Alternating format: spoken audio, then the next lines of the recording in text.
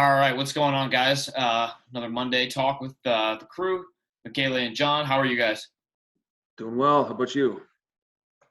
Not too bad, not too bad. Michaela, what's new with you? Not much, man. Doing well. Was up recovering from Beer Fest on Saturday up at Jacobs Field or Jacobs Field, Jesus. It hasn't been that for like 20 years. Progressive Field. So Yeah, good getting back in the swing of things. You're like three name changes behind. I know, dude. And Seriously. it's not even the Indians; it's the Guardians. I now. know it's the Guardians now. Yeah. They Yeah. had a pretty. I don't know. They could have done better with the logo. I think. I know. I think so too. But somebody sent me this thing. It looks just like the Major League logo. I know Like, that'd be yeah. awesome. Yeah, So that's actually kind of cool. good deal, good deal. Yeah, with us, like so we're getting ready to set up a fall schedule. We've got Yeah, I saw that. school starting already in a few weeks, so obviously some seasons changing. A lot of 2 days probably started today. Yeah. So we're looking at that switch over. Definitely a time, it's related to what we talk a lot about. It's definitely a good time. I like to get some baseball guys in. I know some of them are playing fall ball, but you're just getting out of some of your summer teams. And so it's a lot of the baseball guys don't play a fall sport. Some do, but it's not as big a crossover there, it seems. So definitely a time we like to really see guys get after it. Yeah. Got one of our college Football guys. players better be eating 2 days and lifting. Oh Mhm. my gosh. Calories, baby. Mm-hmm. I just remember I needed to do more. It just was tough almost being in the sun. It's like you work to the point where you're not hungry. Like you almost have that like morning, Yeah. like non-hunger. Like you feel like you're going to throw up if you eat. It's tough. Well, the other thing too that like I don't know about you, John, when you played, because John played too, right? Till your junior year, right, John? Something like that. Sophomore year. Anyways, Through Sophomore. sophomore. yeah. So the thing is that they push hydration so much. I feel Yeah. like you have so much water Yeah. sitting in your stomach. It's Yeah. like And no salt. it's like impossible to be hungry because you're not absorbing any of this water because there's no salt in it, almost no electrolytes in it. And it's just oh my God, this is just the worst feeling ever. Yeah, we'd have You know. 2 days, and we'd have the back-to-back 2 days where you get like a half hour between them, and you go right back to it. And they'd give us like a peanut butter and jelly and a banana, and I could barely get that down because it just again the nature of practice. You just have that. It's like you're hungry, but you feel like you can't get anything down. It's just it's a rough time of year. But I was saying that they made out this morning. I mean, gosh, it was like 58 degrees this morning. I know. Only got up to like 75, so they're off to a good start. It's really, really nice. And like John grew up, well, we should first, for those who didn't listen to the last two episodes, we should let John introduce himself just to give everybody an idea of who he is before we get going. So John, you want to give us your 1 minute intro? Yeah, sure. My name's John Sheehan. I'm currently the pitching coach at University of Toledo. I'll be doing the strength and conditioning with the whole team as well. I know Michele from working together in a physical therapy office. I was the strength coach and he was a PT. Mm-hmm. So I kind of have my feet in both backgrounds with the skill side of throwing and the lifting physical side of Movement side. Yeah. And I precision nutrition certified. I got my CSCS, a couple of things there. So I help with nutrition a little bit, but Toledo has nutrition people. I won't have to do much on that. So, yeah, John just started there. We're really proud of him. Can't wait to see him and his boys ball out this year in the MAC. we got some guys who can throw, man. We're physically a large team. Mm-hmm. We got some muscles. We got some height. So it's fun on my end getting those guys in the weight room. But you got to meet a lot of your guys. I have met maybe two of them. They don't. First day of class for us is August 30. Okay. Mm-hmm. So they're all out playing summer ball. Yeah. Yeah, I think a good thing for us to start segueing away from our lame ass high school careers. John played some high A ball, right? High A ball, John? Yeah, I got to high A in the minors. Yeah. And which is a lot more impressive than our high school stories. But tell us, John, a little bit about what are you looking for in this month before school starts? So Mike and I talked, like John and I are really good friends. I'm so happy for him. And I'm selfish. What's the word? Selfishly, I'm glad that Mike and I get to have him on, to not only so I get to talk with him more because he's such a dear friend of mine, but also because this dude really knows his shit. So I like everybody else getting to hear this dude preach a little bit, and then also him and I get to just spitball a little bit. Anyways, I think that with you being on, and so this is tying into the last two episodes. If you guys have watched any of the Canton Barbell Coaches Corner episodes, the previous two, we also had John on where we talked lower body on the episode 14 and upper body in episode 15. And now we're jumping into just like abdominals, maybe motor control stuff anyways. So John, what do you look for in this like last month, like before kids come back? Like, what are you expecting? What are you looking to see in your college age kids? So my college kids, like I said, almost all of them, over 90%, 95, maybe one or two kids did not play summer ball. So they just came off a year or a season from February to call it end of July, where they had basically only been going in the weight room twice a week and on the field 5 or 6 times a week. Mm-hmm. So a lot of them,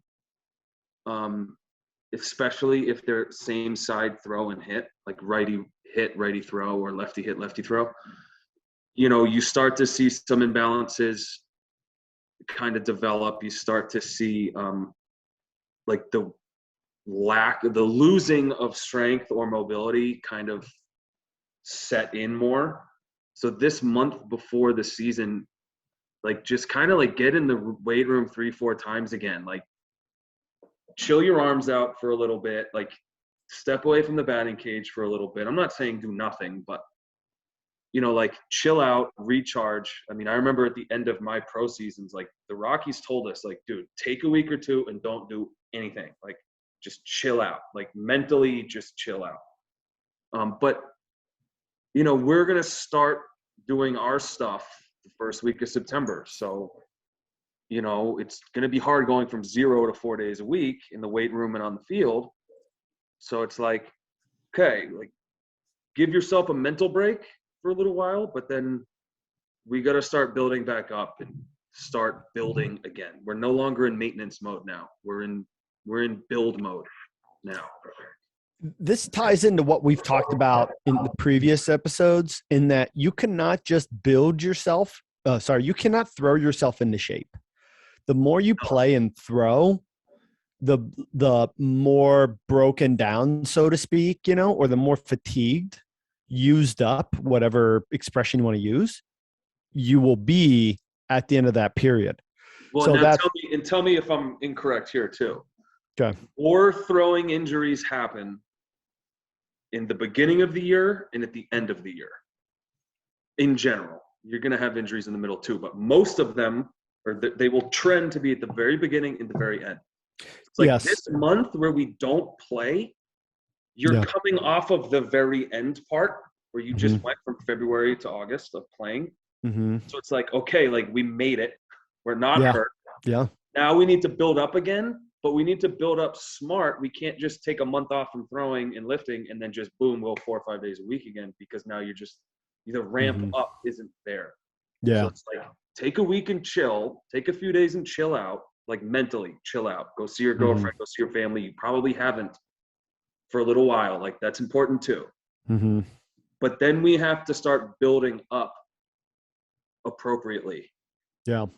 Yeah, Mike, because guys usually get hurt, Mike, in the beginning because why? Just not prepared, not trained, lack of preparedness. Exactly. In the off-season. They're not ready. And we'll get into each one of these in a minute. And then they get hurt at the end of the season because why? Fatigue, overuse, and not maintain. Yeah, overuse and not maintaining in season potentially. Yeah, so you really can break down into two. And now you look at somebody like Corey Kluber. This is also, those of you who know baseball will understand the reference. And plus, our audience is just Northeast Ohio, Northwest Ohio, where John is, Northern Ohio, And so being Indians fans, they should get this reference. But appreciate that this is also multifactorial, and Kluber is not the same pitcher that he used to be for a lot of reasons beyond. And we also have not seen him.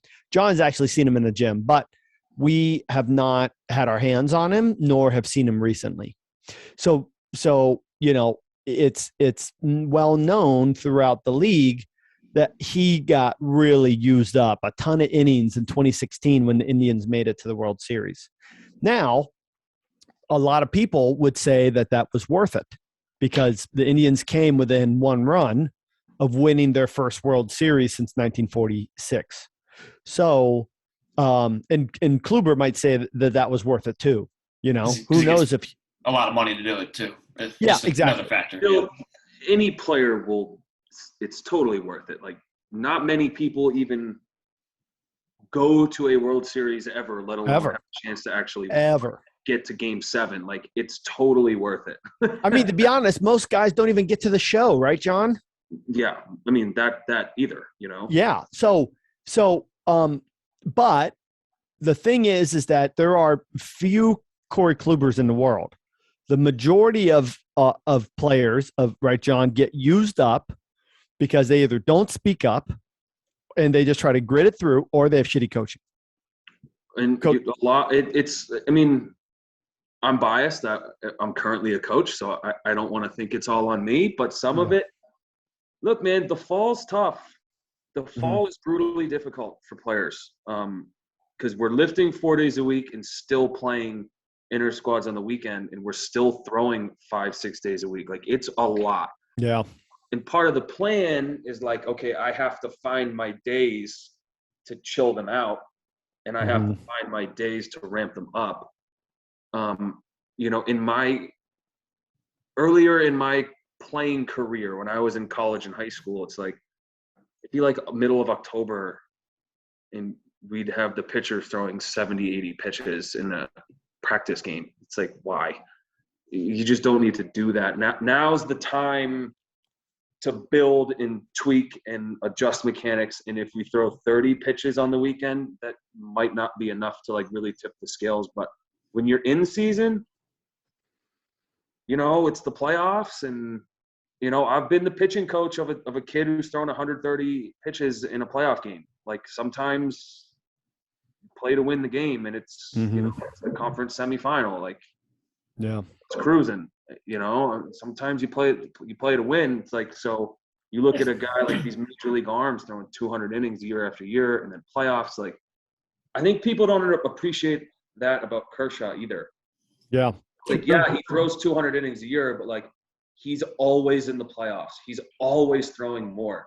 Yeah. It's like LeBron, like, he's always in the playoffs. Yeah, he's played however many years in the NBA, but he could probably add 2 more years onto that just from playoff games. Yeah, seriously. Like, sometimes that gets forgotten. No, you're right. And the other thing too, John, I think that, a lot of what we talk about, and I'll let you go after this, Mike, but just to kind of piggyback on that point, we talk a lot about mistakes that on this show, on this podcast, and in our jobs. We talk about avoiding mistakes.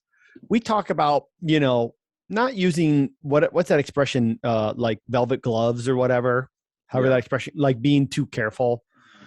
Sometimes we talk about, like balancing that hard work, and we want you to be in touch with your feelings, and that's a real thing. You know what I mean? You need to know what your body's telling you, so you know what hard feels like today. Sometimes hard is more than hard was yesterday, and sometimes hard is less than what hard was yesterday, even though you're still going quote unquote hard. So we want you to be in touch with your feelings, and we want you to be able to communicate openly with your coaches and with yourself and your family and be vulnerable, all these things. However, this is big boy time. Okay. And not everybody can cut it in a big boy time. Doesn't mean you're a bad player. Doesn't mean you're a bad person. It just means you ran out of juice. That's all you got. And it's fine, but not everybody can hang. Yeah, I mean, you get to John's level, all those players come from a different background. You know what I mean? It's like some of those kids might have came from the smallest school ever with, the coaching and what you had and the weight program is what you had. And then you might get somebody from a place like, St. Ignatius or something, just to throw a big time school out there that has facilities and, and off season facilities and top of the line coaches that worked at the college level before.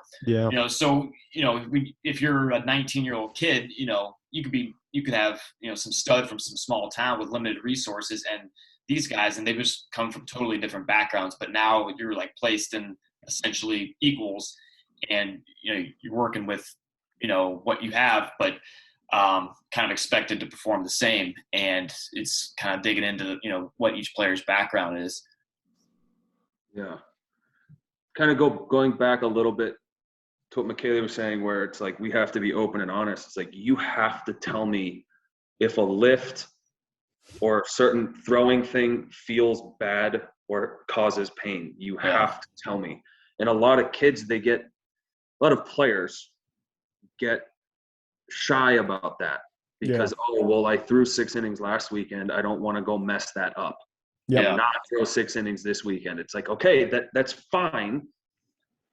But like, it's the fall, or like, hey, like, you might seriously get hurt if you keep throwing around pain or lifting around pain, because we all know pain alters your mechanics, both in the weight room and on the mound and in your swing. Yeah, they get shy, or it's the tough it out, rub some dirt in it, whatever you want to call it, attitude. Either one of those. Where and it's tough. The difference though, it's like, are you in pain and injured, or like, are you just sore because we did more sprints yesterday or whatever? Like, that's why it's important. Kind of, you mentioned it. You let your athletes know. You have to tell me. You have to establish that so that there is no confusion about, if I tell coach this, is he going to have this, kind of feeling about me, that I'm not really in, you have to definitely establish that as a coach, that, even if you tell me something feels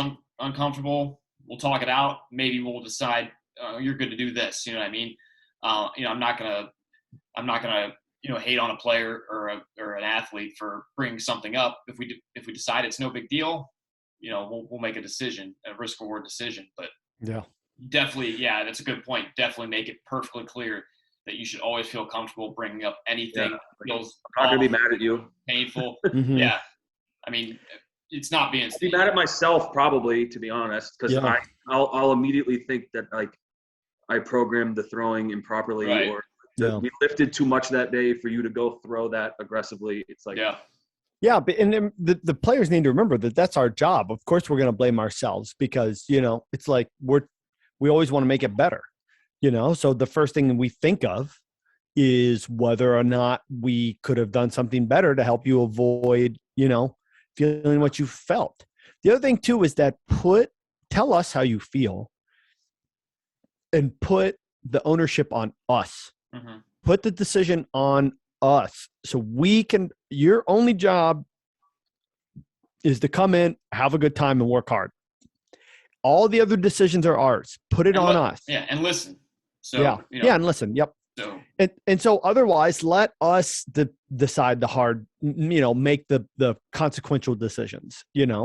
Take that off. You have enough decisions to make. Or it's not your time right now to make that decision. Maybe down the road, like John, like all three of us were players. Mike stopped in high school, I stopped in college, and John stopped in the pros. And we all eventually are, we're all three of us are on the other side now, so we're not playing anymore. Yeah. We're not playing anymore. We're the ones making decisions. So, but that wasn't always our role, And so the other thing too, that I try to tell my athletes is that, like, I just need to know how you feel. Sometimes it's not because we're going to stop. It's because I want to do something different. A lot of the times that we decide what we have you do based on how you feel.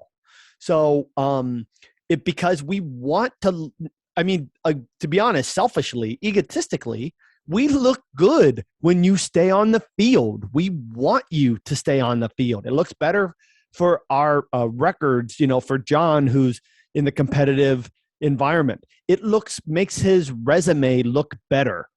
The fact that he has more arm injuries makes me look better. Exactly. So of course he wants you on the field. He wants you pitching well.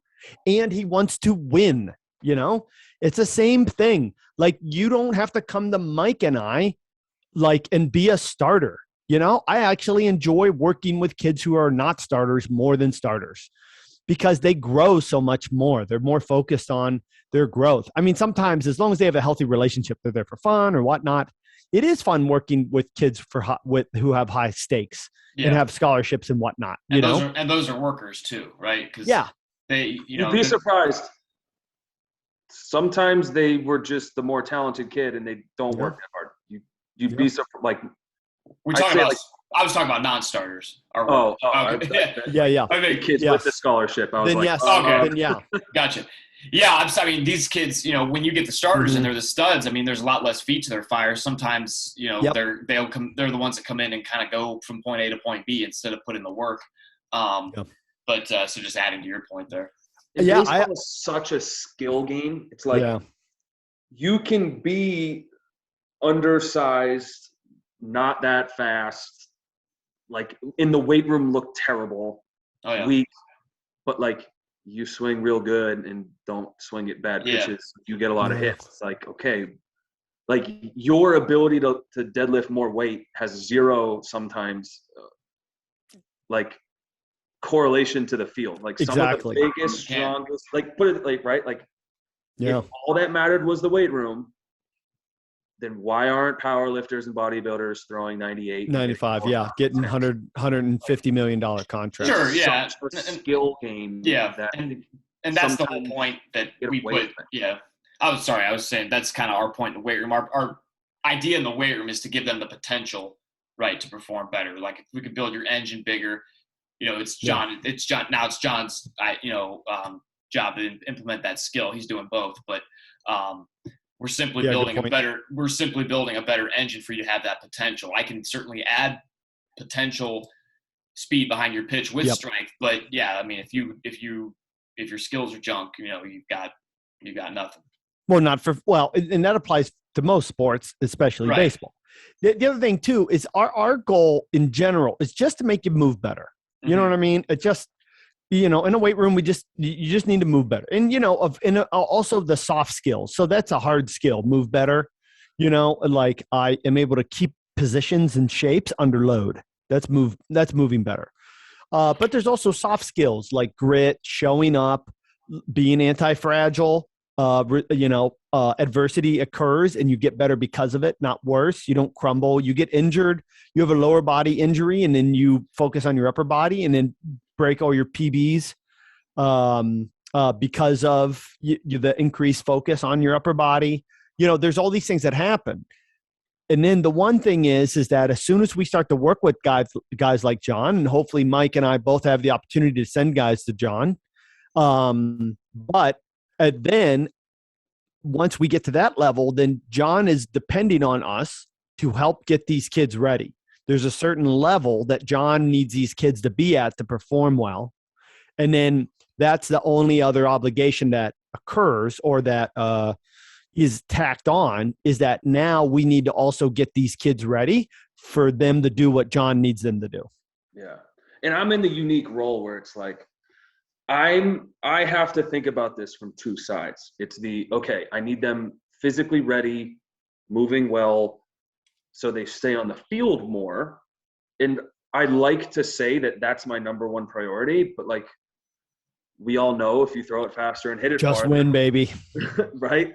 But then there is the side of it where it's like, okay, like, he's strong enough, he moves well enough, we're going for performance now. And we're not going to ignore the basics that got you there.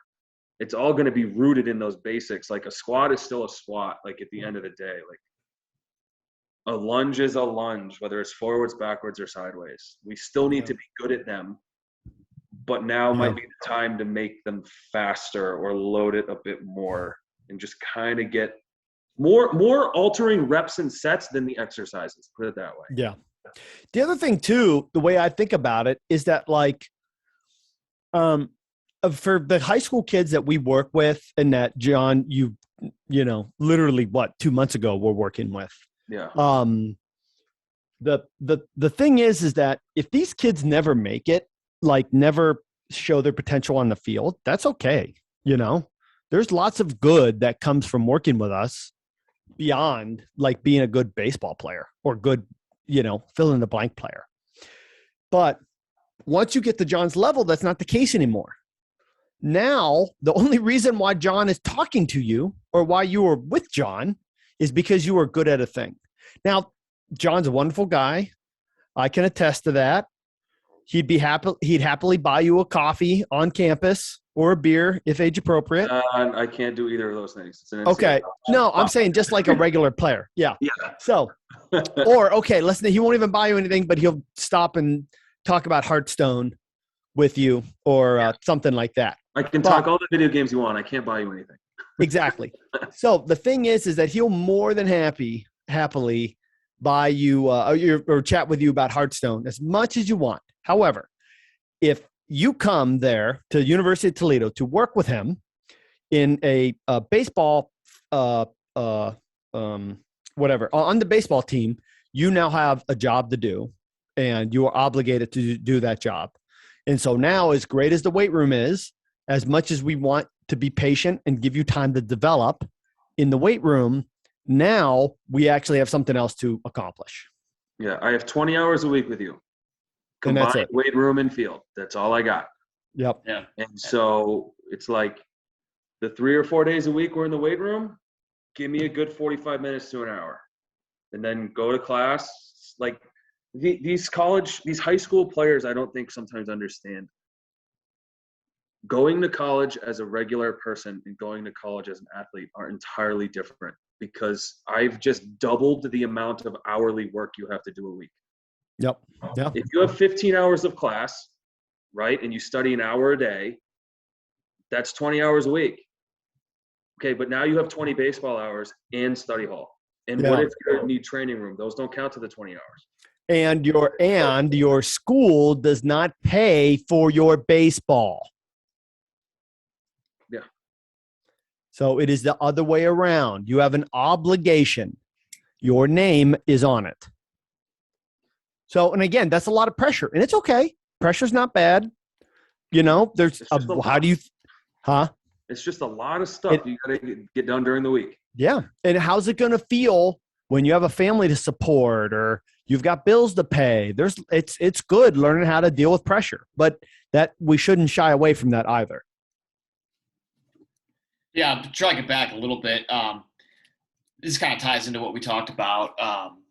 I think whether it was the last time or the time before, but you're mentioning how, as much as we love the weight room with these college guys, their job is to play baseball. Now that's such a kind of a bridge, part of what I like to do. Hopefully we can get it into more high schools is kind of bridge that gap. Cause we mentioned how I'm sure you get a ton of guys, a ton of recruits in and are just way behind in the weight room.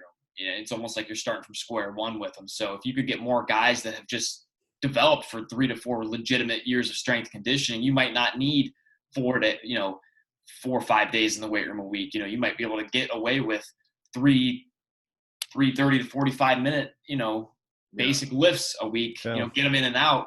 If these guys are built up, if these guys can,